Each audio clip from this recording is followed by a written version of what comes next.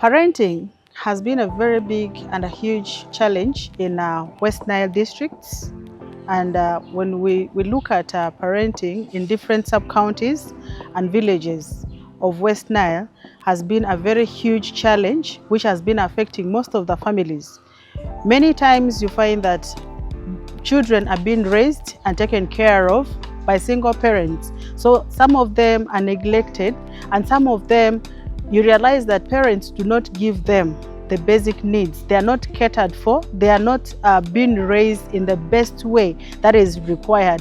When you look at the communities within a rural district, plus the other districts and the sub-counties within these districts, many times you realize that parents have gone away from the actual parenting, but allow their children to be taken care of by other relatives, including aunties and uncles. But at the end of the day, you realize some of these children are taken and are given work that is not really worth of their abilities. So there's a lot of child labor, there's a lot of child neglect, and many children are being abandoned by sometimes the young children who got children when they were very tender.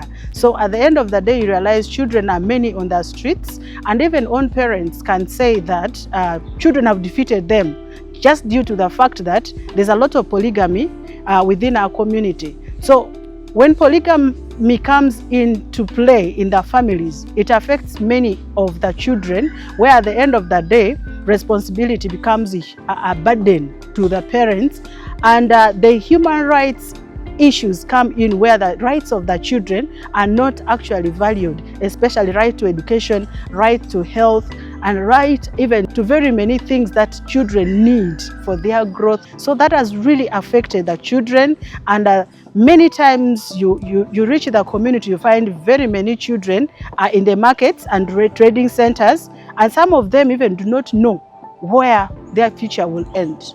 Many times you find children are being taken care of, single parents, as I mentioned. The father may be there, but because of the gender-based violence issues or the issues that affect the family, you find the children are raised by a single parent. Maybe it could be the father and it could be the mother. And many times you realize that challenges come to play when misunderstandings come. Then that's where children will also become so confused to the point that they will not know to whom they can go with, either the father or the mother. But at the end of the day, you realize that the women leaders within the community have been empowered to see that they support these families to come together.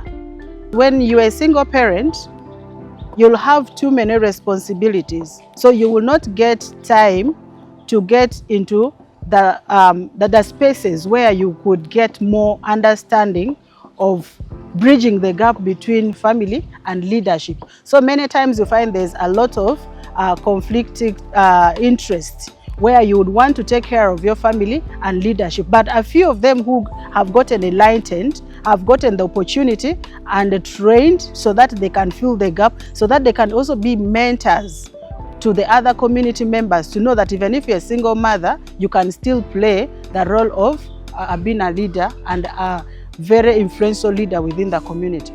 With support from Care International in Uganda, we received the Women and Voice Leadership Project that is implemented in Arua district.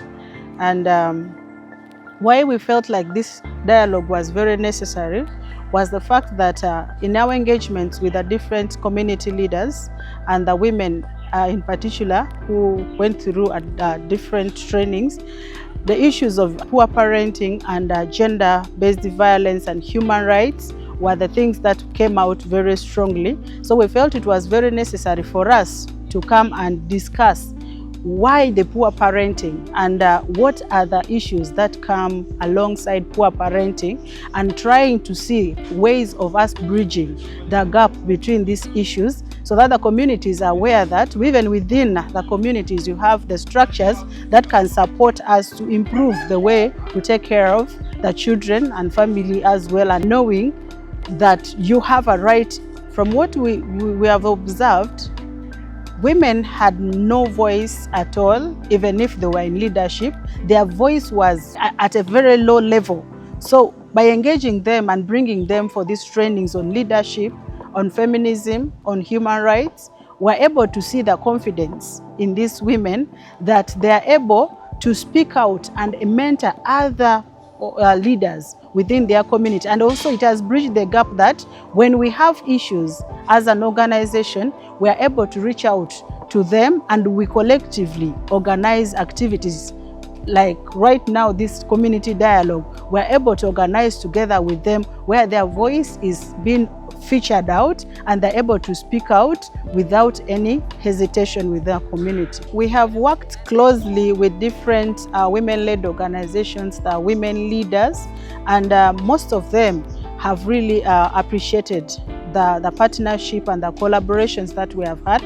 Like in the trainings, we would bring all of them and give them a platform where they're able to share their experiences.